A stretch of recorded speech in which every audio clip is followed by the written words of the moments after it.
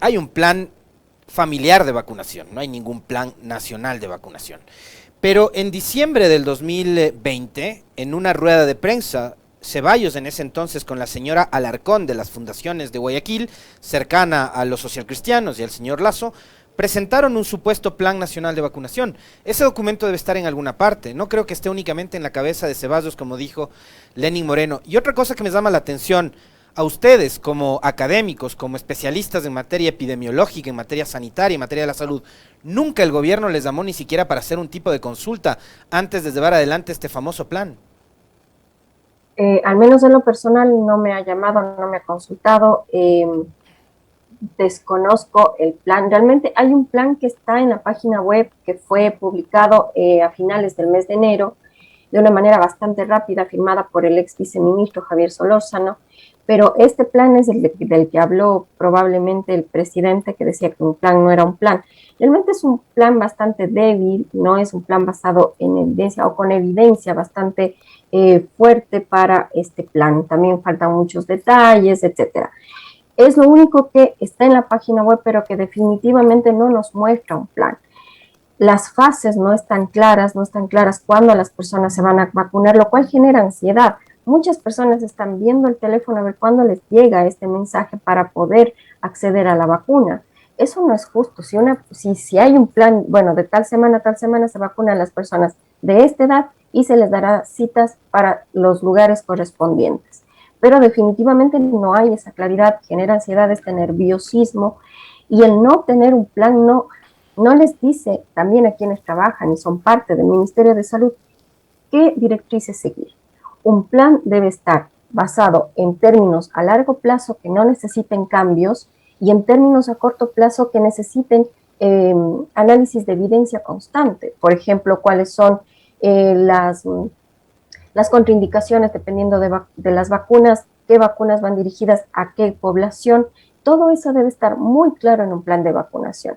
Lo que comenta también, justo leí una entrevista que le habían realizado al ahora exministro, de que él había tomado decisiones, pero que a la final quien llamó era quien está a cargo de la comunicación.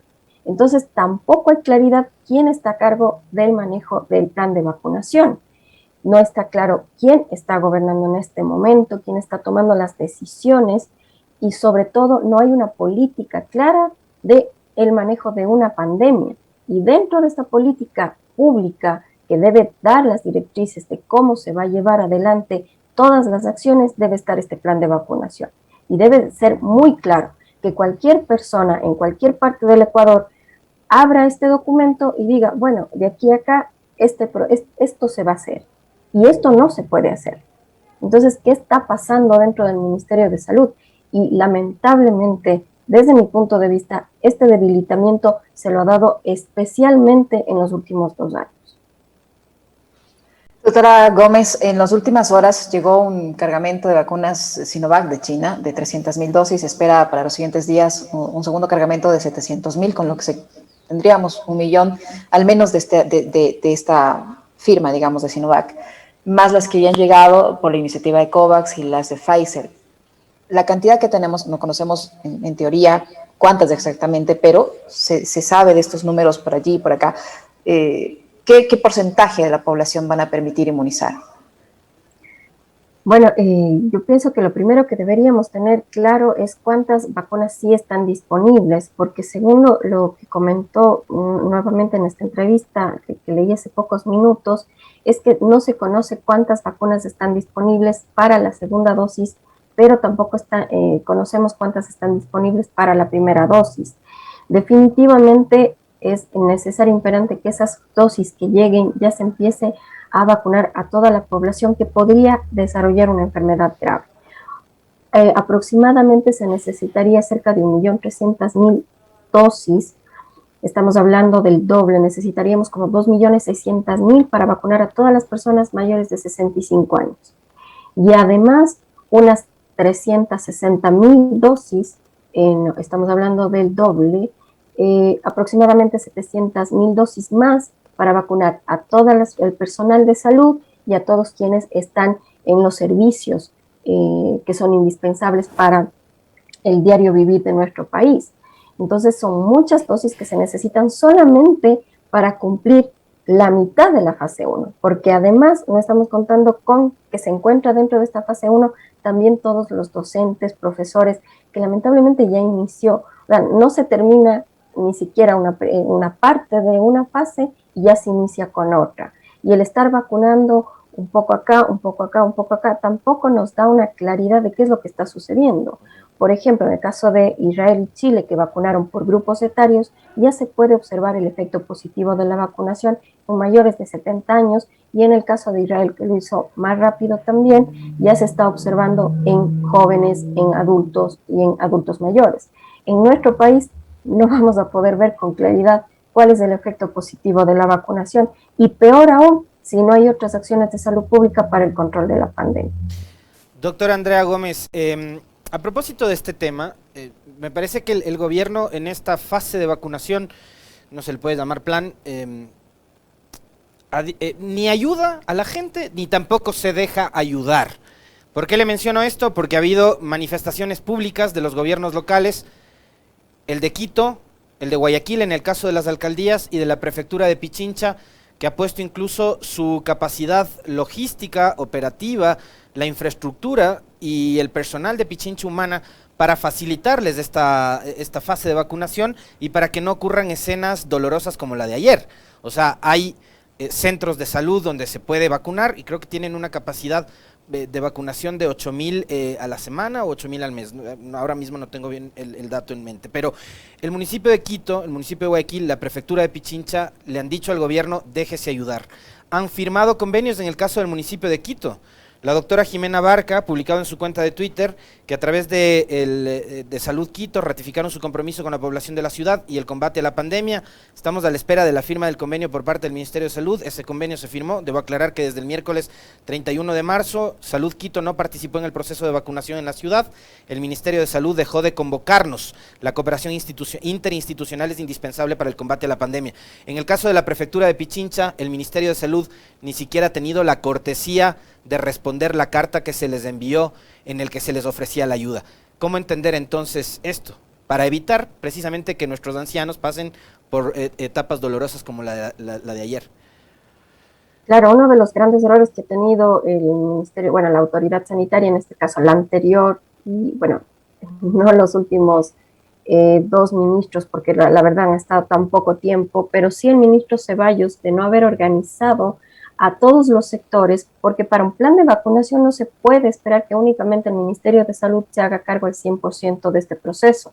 Se necesita que todos los ministerios, alcaldías, estén y sean parte de este plan de vacunación. Entonces, si yo tengo un plan de vacunación y digo, de esto se va a encargar la alcaldía de Quito, de esto la de Guayaquil, etcétera, etcétera, y ese plan ya viene con un proceso de participación constante de todas las autoridades y se construye también con todas las autoridades, ya en este momento convenios, sacarse fotos firmando convenios, no se necesitaría.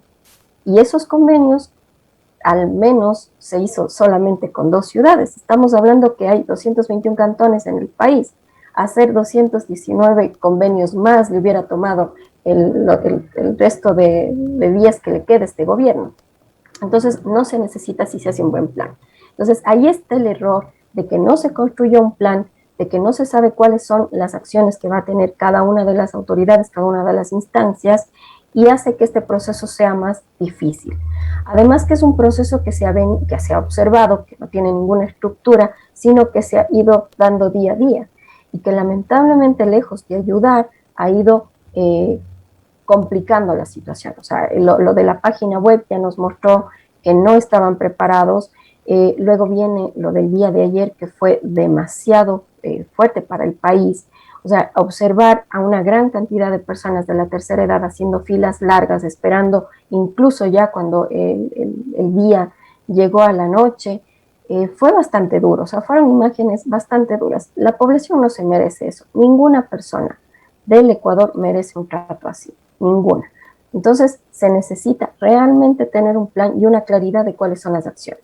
En el caso de las alcaldías han ayudado y son un aporte y son un complemento, pero no son quienes deben estar a cargo de este plan de vacunación.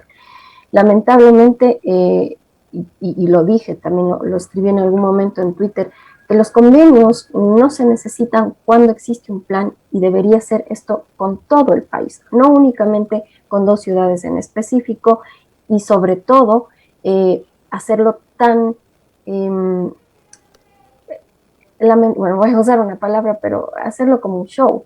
No necesita esto el país lo que necesita son acciones y haber efectos de acciones también, pero no necesita más fotos, no necesita más spots, lo que necesita son campañas de prevención y promoción de la salud y lo que necesita es un plan de vacunación que sea efectivo y que se esté desarrollando de una manera clara, precisa y transparente.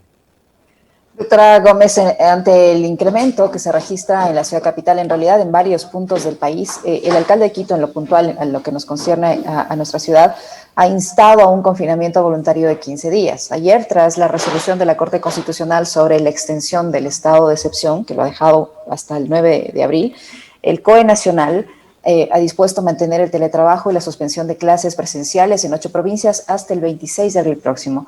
¿En qué medida estas decisiones van a contribuir? ¿Son suficientes? ¿Qué más se necesita para tratar de frenar este incremento de casos de COVID-19 que vive el país?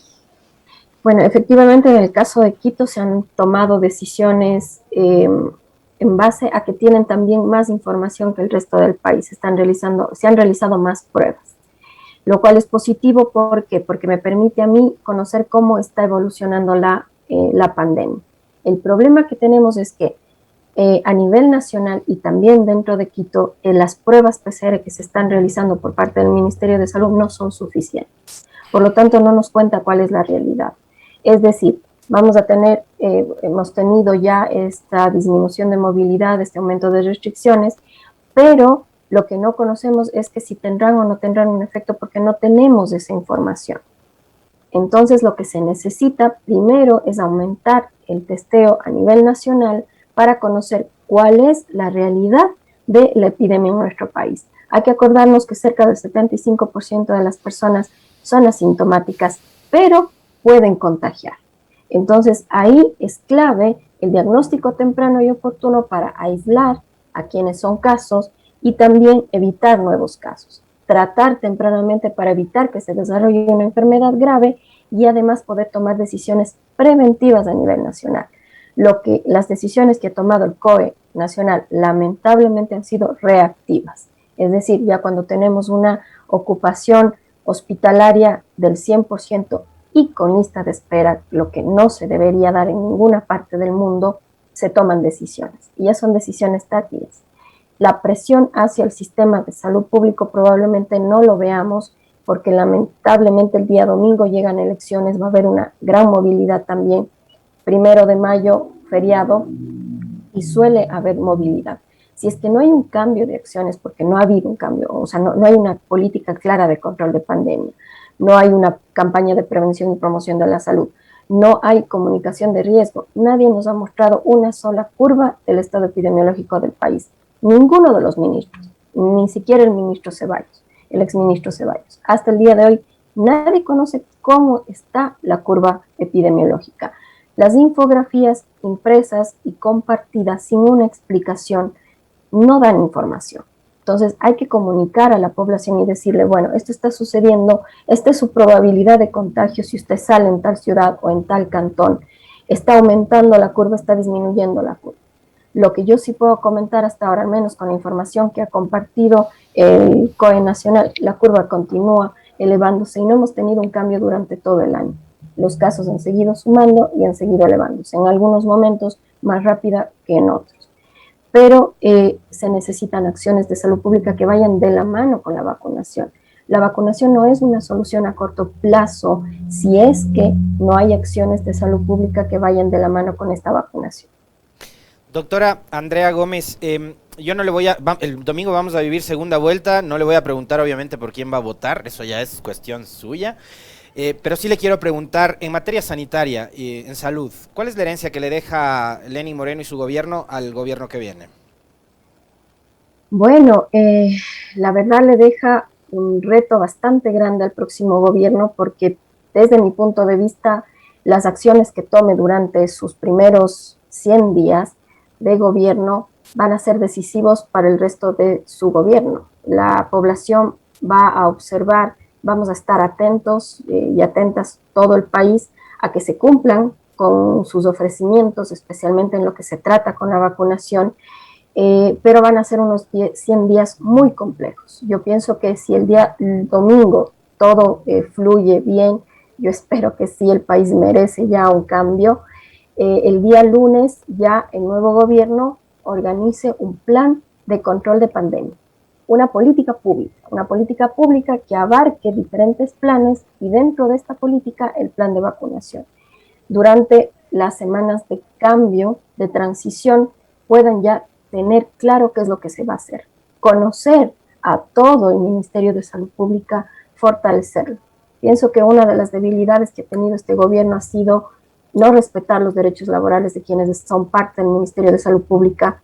Ayer no solamente se irrespetó a las personas de la tercera edad, sino también a quienes trabajan en el Ministerio de Salud Pública. Están trabajando 24/7, están agotados, no todos están vacunados. Entonces, esa parte se debería reforzar por el nuevo gobierno. Lograr que las personas que están trabajando dentro del Ministerio de Salud estén bien, sus derechos cumplidos y trabajar conjuntamente con ellos para sacar adelante la salud del país. No se puede trabajar de esta forma vertical con la gente que es parte del ministerio, sino se debe trabajar conjuntamente. Eso, desde mi punto de vista, los 100 primeros días son claves para el próximo gobierno y poder enfrentar esta pandemia que estamos viviendo. ¿Cuál debería ser, para finalizar, doctora Gómez, cuál debería ser el perfil del nuevo ministro de Salud, independientemente de quién gane la presidencia de la República? ¿Quién debería ocupar esa cartera de Estado? Bueno, desde mi punto de vista, la propuesta desde mi punto de vista debería ser hacia fortalecer el sistema de salud público y obviamente para eso se necesita conocimiento de salud pública, conocimiento de gestión, conocimiento de administración. Ojalá este sea el perfil del nuevo ministro o la nueva ministra para poder enfrentar esta pandemia. Y sobre todo, que la prioridad para este gobierno, el nuevo gobierno que llegue y para la nueva autoridad sanitaria sea la vida y la salud de la población, que no ha sido la prioridad y lo ha mostrado con claridad lamentablemente este gobierno. Muchísimas gracias a la doctora Andrea Gómez por haber aceptado, como siempre, la invitación a dialogar aquí en Pichincha Universal. Fuerte abrazo, doctora, muy gentil. Un abrazo grande, muchas gracias por la invitación.